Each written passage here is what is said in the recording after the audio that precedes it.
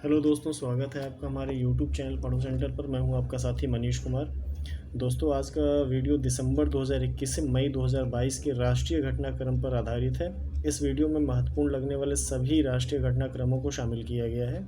दोस्तों, यहाँ पर इस वीडियो में हम डिटेल में नहीं जाएंगे, बल्कि क्वेश्चन आंसर फॉर्मेट में या वन लाइनर फॉर्मेट में हम आप देख लेंगे पिछले दिसंबर से लगाए मई 2022 तक के करंट्स को, क्योंकि डिटेल में जाएंगे वीडियो बड़ा हो जाएगा और वो फिर प्रॉब्लम होगा। तो आपके लिए जितने भी महत्वपूर्ण लग सकते हैं पिछले महीनों के जो राष्ट्रीय घटनाक्रम है वो यहाँ पर दे दिए गए हैं।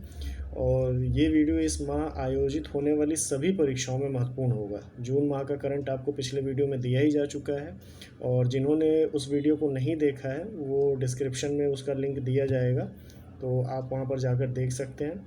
और दोस्तों, इस वीडियो के बाद आपका 6 महीने का राष्ट्रीय करंट कंप्लीट हो जाएगा और आगे अंतर्राष्ट्रीय और विविध के 2 वीडियो और भी आएंगे। तो इस माह आयोजित होने वाली सभी परीक्षाओं के लिए करंट पूरा हो जाएगा। तो समय बर्बाद न करते हुए चलिए हम देखते हैं। तो पहला है पॉइंट कि 111 मेगावाट का सावड़ा कुड्डू जल विद्युत परियोजना का लोकार्पण 27 दिसंबर 2011 को किस राज्य में किया गया? तो हिमाचल प्रदेश। तो ध्यान रखिएगा कितने मेगावाट का है? 111 मेगावाट का। नाम क्या है इस परियोजना का? सावड़ा कुड्डू, और ये जल विद्युत परियोजना है। और इसका लोकार्पण कब हुआ? 27 दिसंबर 2011 को। तो कहाँ पे किया गया? हिमाचल प्रदेश में। तो इसी तरीके से मैंने सारे ही न्यूज़ को बनाया है, करंट बनाया है आपके लिए, कि जिसमें एक लाइन में ही आपको कई करंट मिल जाएंगे। जैसे कि अगर यही प्रश्न पूछ ले कि सावड़ा कुड्डू जल विद्युत परियोजना की क्षमता कितनी है, तो 111 मेगावाट की। और सावड़ा कुड्डू जल विद्युत परियोजना का लोकार्पण कब किया गया? तो 27 दिसंबर 2011 को। एक प्रश्न आपने देख ही लिया कि कहाँ है, तो हिमाचल प्रदेश में। अब यही प्रश्न ऐसे बन जाए कि 111 मेगावाट का जल विद्युत परियोजना जिसका लोकार्पण 27 दिसंबर 2011 को हिमाचल प्रदेश में किया गया, उसका क्या नाम है? तो अब ये डेट भी है, जगह भी है और इसकी क्षमता भी है। तो यानी कि ये किसकी बात कर रहा है? सावड़ा कुड्डू जल विद्युत परियोजना की। ठीक है, तो आप इसको कुछ इस तरीके से देखिएगा। जो मैंने प्रश्न बना दिया है उस प्रश्न के उत्तर में साथ में ही और भी सारी इन्फॉर्मेशन है कि प्रश्न को किसी भी तरीके से बनाया जाएगा, तो सारी इन्फॉर्मेशन आपके एक ही लाइन में दे दी गई हैं। तो उम्मीद करता हूँ आप मेरी बात को समझ रहे होंगे। दूसरा है कि उत्तर प्रदेश सरकार ने 29 दिसंबर 2021 को झांसी रेलवे स्टेशन का नाम बदलकर क्या रखा है? तो झांसी, तो आप जान ही रहे हैं कि झांसी की जो है महान स्वतंत्रता संग्रामी सेनानी वीरांगना लक्ष्मीबाई के नाम पे ही कुछ किया जाएगा, तो उन्हीं के नाम पे रखा गया है Veerangana Lakshmibai railway station. Living root bridge किस राज्य में स्थित है? तो मेघालय। लिविंग रूट ब्रिज क्या है? वृक्ष की टहनियों से बनाया गया जो है पुल, तो वो मेघालय में बनाया जाता है। सुराई इको टूरिज्म जोन का उद्घाटन 28 दिसंबर 2021 को किस राज्य में किया गया? तो उत्तराखंड में। पांचवा देखते हैं कि भारतीय सेना द्वारा किस राज्य में क्वांटम प्रयोगशाला की स्थापना की गई है? तो मध्य प्रदेश में की गई है। छठा है कि 29 दिसंबर 2021 को किस राज्य में नरेंद्र मोदी जी द्वारा नरेंद्र मोदी मार्ग का उद्घाटन किया गया? तो नरेंद्र मोदी मार्ग, एक मार्ग का नाम दिया गया है श्री नरेंद्र मोदी जी के, हमारे प्रधानमंत्री जी के नाम पे, तो उसका नरेंद्र मोदी मार्ग नाम है। तो उसका उद्घाटन कहाँ किया गया? सिक्किम में। अगला देखते हैं कि सेला सुरंग के माध्यम से किन 2 स्थानों को जोड़ा जाएगा? तो ये 2 स्थान होंगे 2 राज्यों के। तवांग कहाँ है? अरुणाचल प्रदेश में। तवांग को गुवाहाटी असम से। ठीक है, सेला सुरंग। अब ये प्रश्न ऐसे भी बना दे कि तवांग और गुवाहाटी को जोड़ने वाले सुरंग का नाम बताइए, तो सेला सुरंग। 8वां है जम्मू कश्मीर का पहला दूध गांव किसे घोषित किया गया? तो जरी बस्ती। पुनर्गठन के बाद आप देखेंगे जब केंद्र शासित प्रदेश का दर्जा दिया गया है, तो उसके बाद से कई चीज़ों में अब जम्मू कश्मीर काफ़ी आगे आ रहे हैं, उनका विकास काफ़ी तेज़ी से हो रहा है, और इससे प्रश्न भी बनने की संभावनाएं ज़्यादा हैं जो जम्मू कश्मीर से संबंधित हैं। तो जम्मू कश्मीर का पहला दूध गांव किसे घोषित किया गया? तो जरी बस्ती।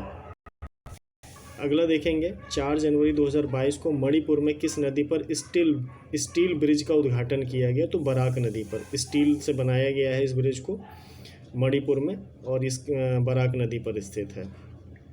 दोस्तों आप कमेंट करके बताइए, कुछ आप अपने लिए भी करते रहिए। कमेंट करके बताइए कि बराक नदी भारत के किन किन राज्यों से होकर के गुजरती है। 10वां है कि भारत का कौन सा राज्य देश का पहला 100% एलपीजी युक्त और धुआं मुक्त राज्य बना है? तो हिमाचल प्रदेश, वहाँ पर 100% एलपीजी गैस सिलेंडर का वितरण किया जा चुका है, और जब सबके पास एलपीजी गैस सिलेंडर हो जाएगा तो वहाँ पे कार्बन या धुआं का कोई सवाल ही नहीं उठता, तो धुआं मुक्त राज्य घोषित हो गया है। अगला देखेंगे कि उड़ीसा के गंजाम जिले को किस कार्यक्रम द्वारा बाल विवाह मुक्त जिला घोषित किया गया? तो वो है निर्भया कड़ी नाम की एक योजना है, जिसके तहत एक कार्यक्रम चलाया गया था निर्भया कड़ी। तो उसी के तहत जो है गंजाम जिले को बाल विवाह मुक्त घोषित कर दिया गया है।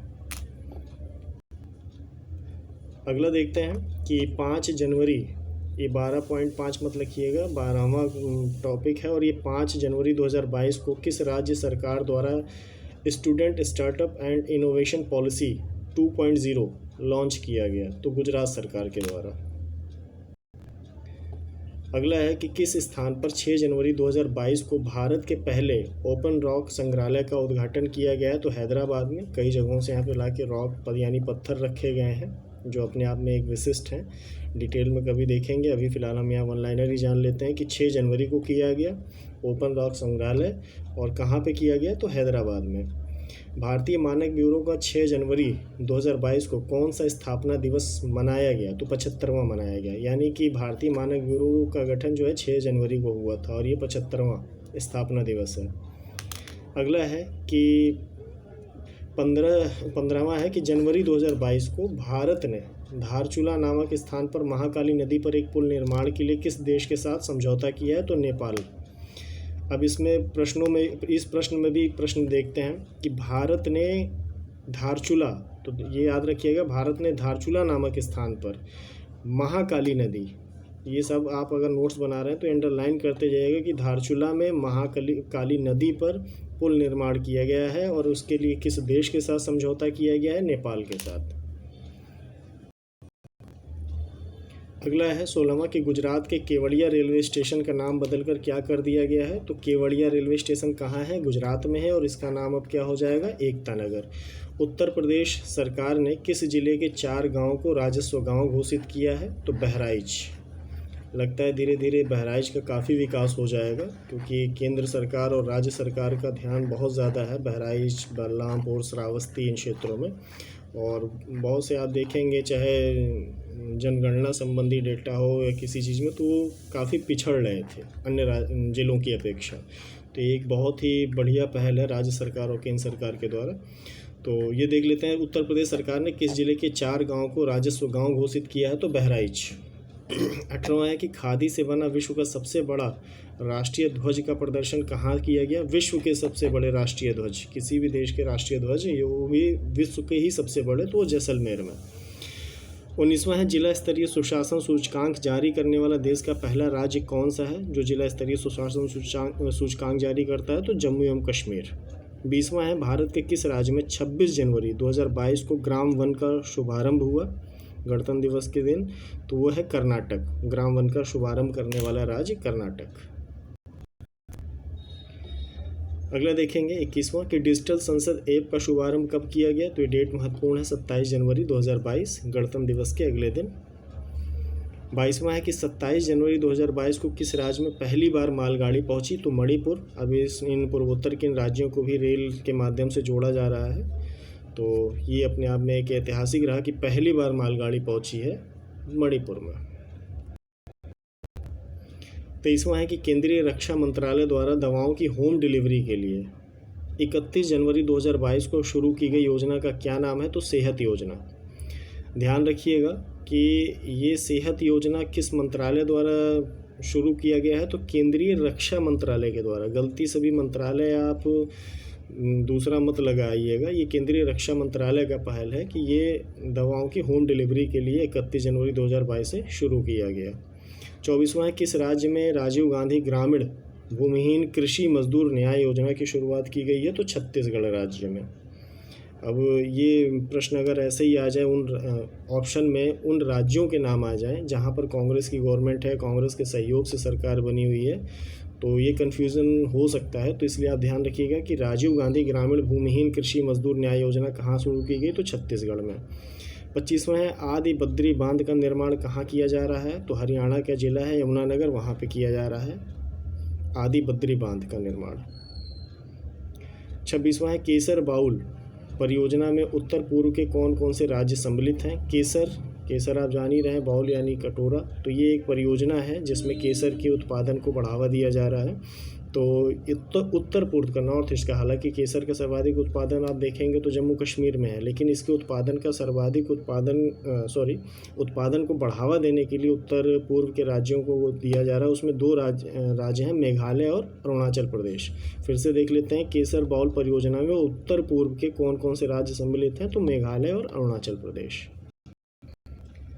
अगला देखेंगे ONORC, one nation one ration card योजना का ये शॉर्ट फॉर्म है। योजना को लागू करने वाला देश का 35वां राज्य या केंद्र शासित प्रदेश कौन सा है, तो 35वां होगा छत्तीसगढ़, जो कि राज्य है, केंद्र शासित प्रदेश नहीं है। ये राज्य या केंद्र शासित, जिस प्रश्न में ऐसे ही पूछता है कि राज्य या केंद्र शासित प्रदेश कौन सा है, तो ये राज्य है Chhattisgarh, one nation one ration card योजना को लागू करने वाला 35वां राज्य। अगला देखते हैं 28वां स्टैचू ऑफ इक्वलिटी, यानी कि समता मूर्ति, जो कि संत श्री रामानुजाचार्य की 216 फीट ऊंची प्रतिमा है, की स्थापना कहाँ की गई है, हैदराबाद में। तो अगर प्रश्न ऐसे बन जाए कि स्टैचू ऑफ इक्वलिटी किसके याद में स्थापित की जा रही है, तो संत श्री रामानुजाचार्य की, और कितने फीट ऊंची है, तो 216 फीट ऊंची है। 29वां देखेंगे कि सघन मिशन इंद्रधनुष 4.0 टीकाकरण कार्यक्रम की शुरुआत कब की गई, तो 7 फरवरी 2022 को। और ये अगर चौथा चरण है तो ये जानना ज़्यादा ज़रूरी है कि पहला चरण कब शुरू किया गया था, तो मिशन इंद्रधनुष की शुरुआत कब की गई, तो 25 दिसंबर 2014 को। 31वां देखेंगे कि विद्युत वितरण में उन्नत प्रौद्योगिकी के इस्तेमाल को प्रोत्साहन देने के लिए 7 फरवरी 2022 को किसका शुभारंभ किया गया, तो ये पावरथॉन कहलाएगा, पावरथॉन 2022, कि आप जो है विद्युत वितरण अगर हो रहा है, यानी कि आपके हमारे घर तक बिजली पहुंचाई जा रही है, तो उसमें जो है उन्नत टेक्नोलॉजी को इस्तेमाल किया जाए कि बिलिंग के लिए, बीच में बिजली चोरी ना हो उसके लिए, तो इसमें जो है टेक्नोलॉजी का इस्तेमाल अब किया जाए, उसको बढ़ावा देने के लिए शुरू किया गया है, तो उसको नाम दिया गया है पावरथॉन 2022।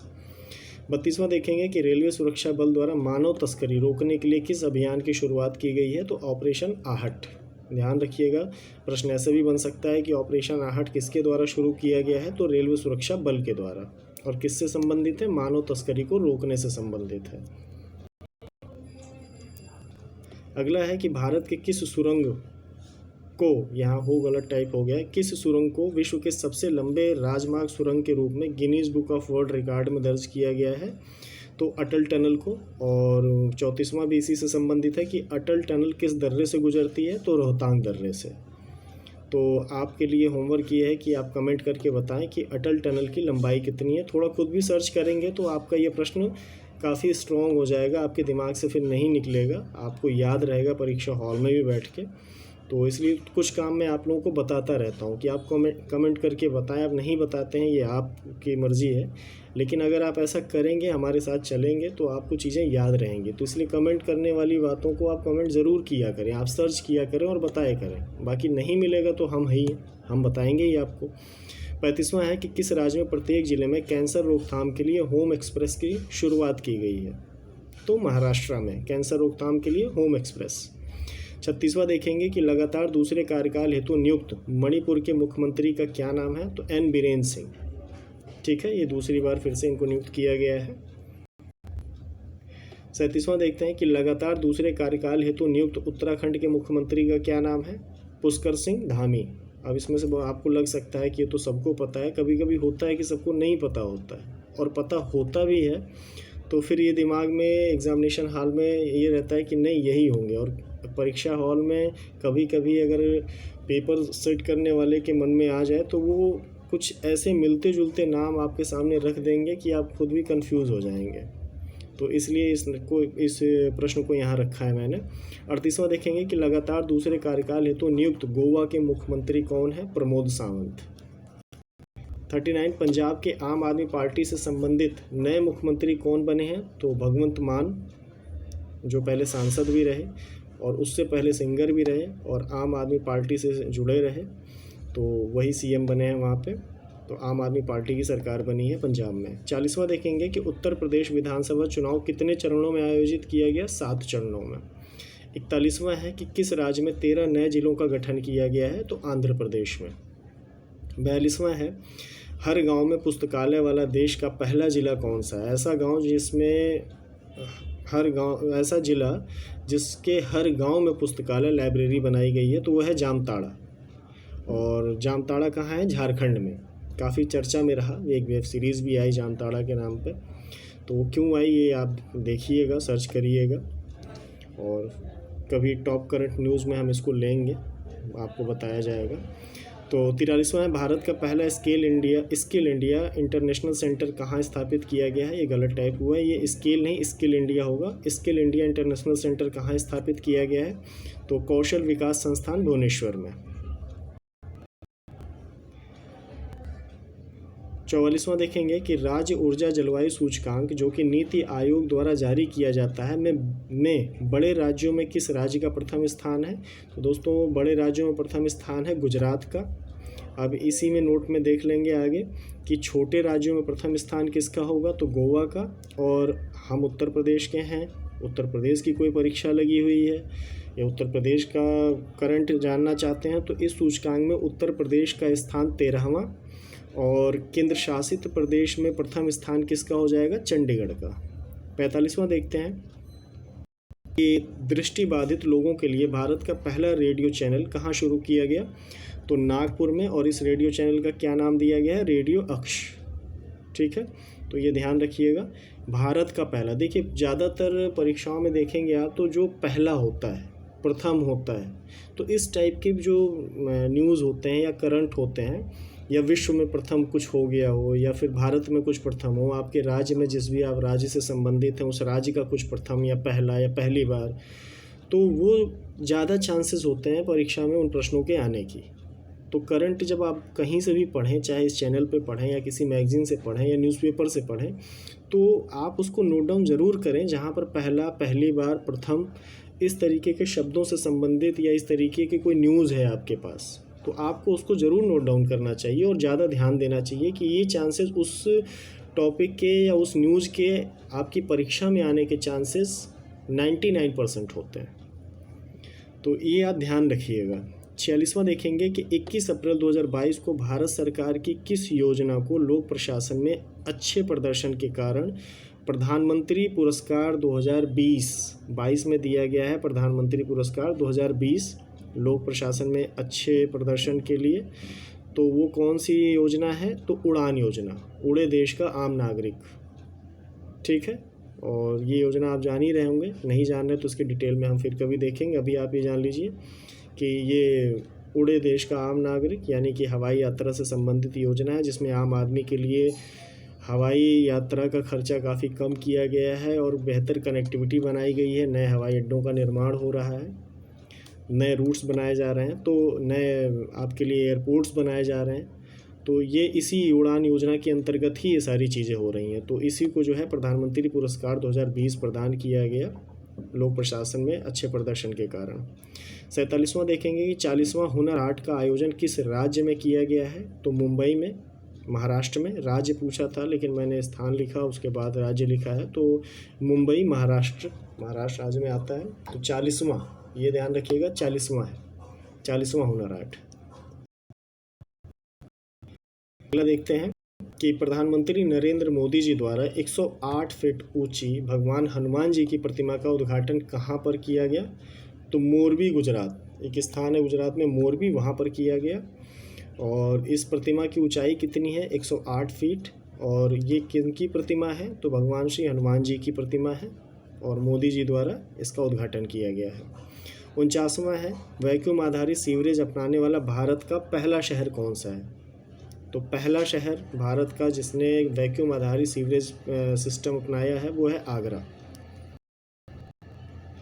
50वां देखते हैं स्मार्ट सिटी स्मार्ट शहरीकरण सम्मेलन में सर्वश्रेष्ठ राज्य का पुरस्कार किस राज्य को मिला? तो उत्तर प्रदेश। महत्वपूर्ण है, ध्यान दीजिएगा कि स्मार्ट सिटी जो है सम्मेलन होता है, उसमें अवार्ड दिया जाता है स्मार्ट शहरीकरण के लिए, तो उसमें जो है प्रथम पुरस्कार दिया गया है उत्तर प्रदेश को। इसमें नोट में और आगे भी कुछ है तो देख लेते हैं। 2020 का सर्वश्रेष्ठ शहर घोषित किया गया है सूरत और इंदौर को, और इंदौर तो कई बार से जो है लगातार पहली रैंकिंग में बना हुआ है। सूरत भी आ गया है साथ में ही, सूरत और इंदौर को पहली रैंक मिली है। और स्मार्ट शहरीकरण सम्मेलन का आयोजन हुआ कहाँ था? तो सूरत में ही हुआ था। और कब हुआ था? तो 18 से 20 अप्रैल 2022 को। तो ये आपके 3-4 करंट इसमें मिल गए जो प्रश्न बन सकते हैं। ठीक है, तो इसी तरीके से आप पढ़ाई भी किया करें कि जिससे एक प्रश्न के साथ आपको 2-3 प्रश्न आपके खुद ब खुद मिल जाएं, किसी भी लाइन के पढ़ने के बाद या किसी भी टॉपिक के पढ़ने के बाद या किसी प्रश्न को भी सॉल्व करने के बाद। तो अगला देखते हैं कि 24 अप्रैल 2022 को जम्मू कश्मीर के किस गांव में प्रधानमंत्री नरेंद्र मोदी जी द्वारा 500 किलोवाट के सौर ऊर्जा संयंत्र का उद्घाटन किया गया? सौर ऊर्जा संयंत्र है, कितनी कैपेसिटी इसकी? 500 किलोवाट है। कब किया गया? 24 अप्रैल 2022 को किया गया। कहाँ किया गया? जम्मू कश्मीर में किया गया। क्या पूछ रहा है? गांव का नाम पूछ रहा है। तो गांव कौन सा है? पल्ली गांव। कहाँ का है? जम्मू कश्मीर। कब किया गया? 24 अप्रैल 2022 को। क्षमता कितनी है? 500 किलोवाट। और ये संयंत्र है कौन सा? जल विद्युत संयंत्र है या फिर जो है थर्मल है, क्या है? तो ये सौर ऊर्जा संयंत्र है, इनमें से कुछ नहीं है, सौर ऊर्जा संयंत्र है। और चूँकि 500 किलोवाट का सौर ऊर्जा संयंत्र स्थापित हो गया तो उसका एक और फ़ायदा हुआ, तो वो भी एक न्यूज़ बन सकता है कि पल्ली गांव भारत का पहला कार्बन न्यूट्रल पंचायत भी बन गया, क्योंकि अब यहाँ पर कोई भी ऐसा ईंधन नहीं जलाया जा रहा है जिससे कि कार्बन निकले, जिससे कि ग्लोबल वार्मिंग पे कुछ फ़र्क पड़े। तो इसलिए कार्बन न्यूट्रल पंचायत बन गई। कौन सा? पल्ली गाँव।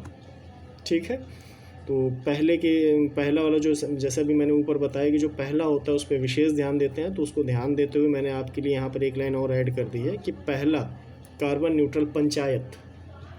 तो ध्यान दीजिएगा इसका। तो चलिए अब अगला देखते हैं कि भारत का पहला जिला कौन है जिसने आयुष्मान भारत प्रधानमंत्री जन आरोग्य योजना के सेहत योजना के तहत 100% का लक्ष्य हासिल कर लिया है? किस योजना के तहत? आयुष्मान भारत प्रधानमंत्री जन आरोग्य योजना। और भारत का पहला जिला है जिसने 100% लक्ष्य हासिल कर लिया। वो कौन सा जिला है? सांबा, जम्मू कश्मीर, JNK आएगा। तो दोस्तों, अगर अभी तक आपने इस चैनल को सब्सक्राइब नहीं किया तो सब्सक्राइब करें। उससे आपको ये बेनिफिट होगा कि अगर मई तक का करंट यहाँ पे मिल गया है तो फिर जून और आने वाले महीनों के करंट आप तक पहुँचते रहेंगे। आपको नोटिफिकेशन ऑन कर दीजिएगा, आपको मिलते रहेंगे। और इस चैनल को ज़्यादा से ज़्यादा शेयर करें, लाइक करें, और वीडियो कैसा लगता है इसके बारे में कमेंट करके ज़रूर बताया करें। जो आपसे मैं प्रश्न भी अगर यहाँ पे पूछता हूँ तो प्लीज़ उसको भी कमेंट किया करें, इससे मेरा भी उत्साह बना रहेगा और आपकी भी तैयारी होती रहेगी। तो अगला देखते हैं कि अंतर्राष्ट्रीय चेरनोबिल आपदा स्मरण दिवस किस तारीख को मनाया जाता है? तो 26 अप्रैल को। तो चेरनोबिल यूक्रेन में है जहां परमाणु रिएक्टर से रिसाव की वजह से दुर्घटना हुई थी। और कब हुई थी ये दुर्घटना? 26 अप्रैल 1986 को। चूँकि यूक्रेन और रशिया विवाद में है, चर्चा में है, तो हो सकता है कि ये प्रश्न आपके लिए बन जाए। तो क्योंकि हालिया अभी 26 अप्रैल को ही इसका मनाया गया है स्मरण दिवस। तो हुआ कब था? तो 26 अप्रैल 1986 को। कारण क्या था? परमाणु रिएक्टर में रिसाव। अगला देखते हैं विश्व बौद्धिक संपदा दिवस 2022 की थीम क्या है? ये पूछ लेता है कई उत्सवों के या फिर किसी दिवस के। तो थीम देख लेते हैं क्या है 2022 का। IP and youth innovating for a better future.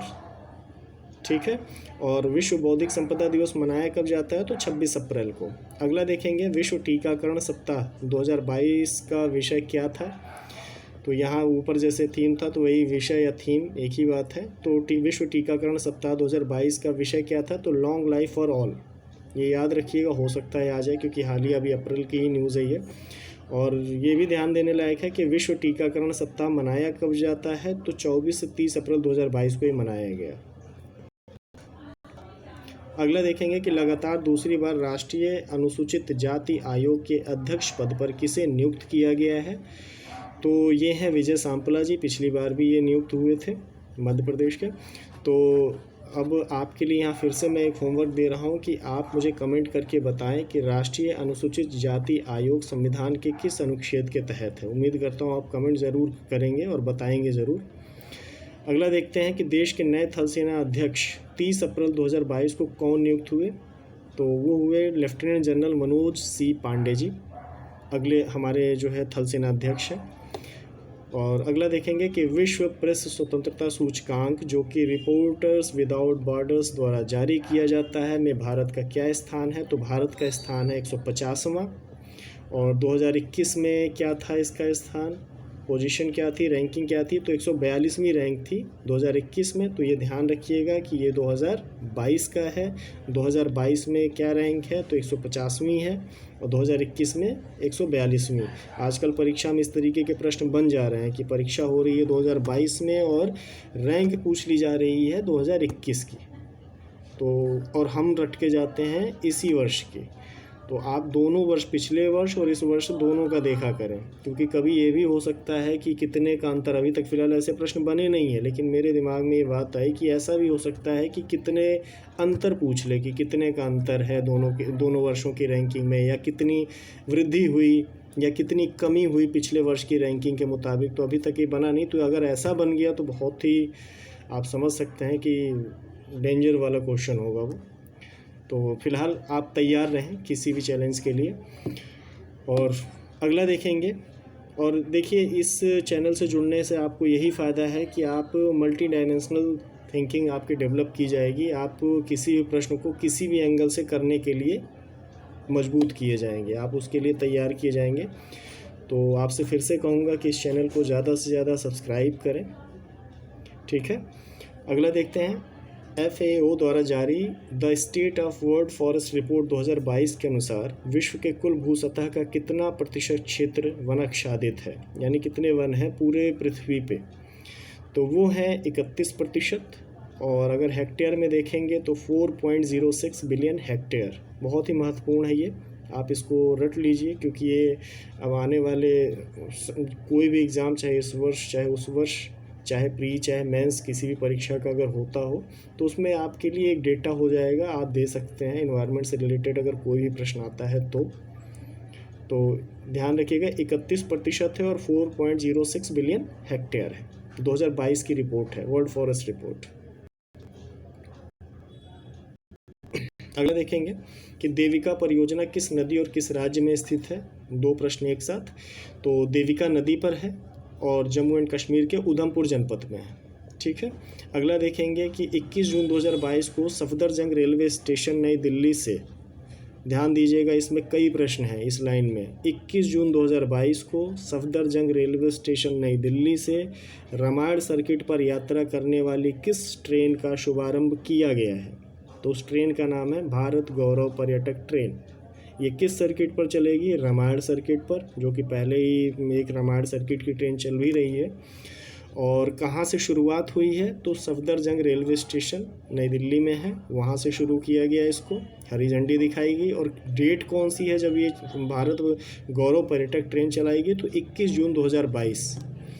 और अगला देखेंगे कि भारत की प्रथम जनजातीय स्वास्थ्य वेधशाला कहाँ स्थापित की जाएगी। फिर से आया भारत का प्रथम, मैंने आपको पहले भी बताया और फिर बता रहा हूँ कि जब भी आप खुद से किसी मैगजीन से पढ़ें, न्यूज़पेपर पढ़ें, तो जो प्रथम है, पहला है, विश्व का, भारत का, राज्य का, ज़िले का, आप ज़रूर उसको ध्यान दें, क्योंकि उसके प्रश्न बनने के चांसेस ज़्यादा होते हैं। तो वो कहाँ है, पहली भारत की प्रथम जनजातीय स्वास्थ्य वेधशाला, तो वो है उड़ीसा में। अगला देखेंगे कि खेलो इंडिया यूनिवर्सिटी गेम के दूसरे संस्करण का आयोजन कब और कहाँ हुआ। तो 24 अप्रैल से 3 मई 2022 तक। ये कब का उत्तर हो गया और कहाँ का हो गया, बेंगलुरु कर्नाटक में, ठीक है। और खेलो इंडिया, ये ऊपर वाले से ही संबंधित प्रश्न है। खेलो इंडिया यूनिवर्सिटी गेम्स के दूसरे संस्करण का ओवरऑल विजेता कौन रहा, तो जैन यूनिवर्सिटी। अगला देखते हैं कि प्रधानमंत्री नरेंद्र मोदी ने 2 से 4 मई 2022 तक किन 3 देशों की यात्रा की। तो जर्मनी, डेनमार्क और फ्रांस। और आपके लिए यहाँ पे भी मैं एक होमवर्क देता हूँ कि आप इन तीनों की कैपिटल कमेंट में ज़रूर बताएं, इससे आपका जीके तैयार हो जाएगा। तो जर्मनी, डेनमार्क और फ्रांस। अगला देखेंगे, किस यूरोपीय देश ने वर्ष 2030 तक 10 बिलियन यूरो भारत के ग्रीन ग्रोथ प्लान्स लिखा है, हाँ प्लान्स जो है, ये लिखने में गलती हुई है। तो ग्रीन ग्रोथ प्लान्स जो भारत में लगाने का निर्णय लिया है 2030 तक 10 बिलियन यूरो, तो वो है जर्मनी। अब ये भारत के ग्रीन ग्रोथ प्लान्स क्या है, तो ग्लोबल वार्मिंग को कम करने के लिए, ग्रीन हाउस गैसों के उत्सर्जन को कम करने के लिए, तो एनवायरनमेंट से रिलेटेड ये स्ट्रेटजी है भारत सरकार की, तो जिसमें ग्रीनरी को बढ़ावा और इस तरीके की चीज़ें करने का कि जिससे कि आपके ग्रीन हाउस गैसेस का उत्सर्जन कम हो और आपकी ग्लोबल वार्मिंग में कमी आए। तो उसके लिए जर्मनी जो है सपोर्ट करेगा 2030 तक 10 बिलियन यूरो। अब ये प्रश्न में कई प्रश्न हो गए कि कब तक, तो 2030 तक। कितने पैसे लगाएगा, तो 10 बिलियन यूरो लगाएगा। ठीक है। अगला देखेंगे कि कौन सा यूरोपीय देश 30वें नई दिल्ली विश्व पुस्तक मेले में गेस्ट ऑफ ऑनर होगा, तो वो है फ्रांस, क्योंकि इन्हीं देशों की यात्रा करी, जर्मनी, फ्रांस, डेनमार्क की, तो वो फ्रांस है। अब अगला देखते हैं, और इस वीडियो का आखिरी, कि 4 मई 2022 को भारत नार्डिक शिखर सम्मेलन के दूसरे संस्करण का आयोजन कहाँ किया गया, तो कोपेनहेगन। ये भी मैं आप लोगों को होमवर्क दूंगा क्योंकि मैंने काफ़ी मेहनत करी है, कुछ आप लोग भी करें। तो कोपेनहेगन कहाँ है, ये भी आप कमेंट करके बताएं। तो ये कहाँ पे हुआ, 4 मई 2022 को हुआ भारत नार्डिक शिखर सम्मेलन के दूसरे संस्करण का आयोजन कोपेनहेगन में हुआ। और इसी में नोट में देख लेंगे कि 2018 में पहला आयोजन कहाँ पे हुआ था, तो स्टॉकहोम में हुआ था। और नार्डिक क्षेत्र में शामिल देश कौन कौन से हैं, तो यहाँ पर आप देख लीजिए, Denmark, Finland, Iceland, Norway, Sweden, ये तो देश हो गए। उसके बाद ग्रीनलैंड और फरोए आइलैंड्स, या फरो आइलैंड्स भी बोलते हैं इसे, तो ये एक आइलैंड है। तो ये नार्डिक क्षेत्र में आते हैं। तो दोस्तों, आज का वीडियो आप कमेंट के जरूर बताएं, और जितने भी मैंने आपसे प्रश्न पूछे हैं कोशिश करें उसका कमेंट में जवाब देने की। और काफ़ी मेहनत की गई, आपके 6 महीने के महत्वपूर्ण राष्ट्रीय घटनाक्रमों में से छांट करके आपके लिए महत्वपूर्ण टॉपिक्स को यहाँ पे रखना, ताकि परीक्षा में आपको ज़्यादा से ज़्यादा लाभ मिल सके। तो मेरी इस मेहनत का आप पूरा समर्थन करिए, और आप इस चैनल को ज़्यादा से ज़्यादा लाइक करिए, शेयर करिए, और कमेंट करके ज़रूर बताइए कि आपको आज का वीडियो कैसा लगा। और बिल्कुल मत भूलिएगा, जिन प्रश्नों को मैंने पूछा है आप कमेंट करके उनके उत्तर ज़रूर दें। धन्यवाद।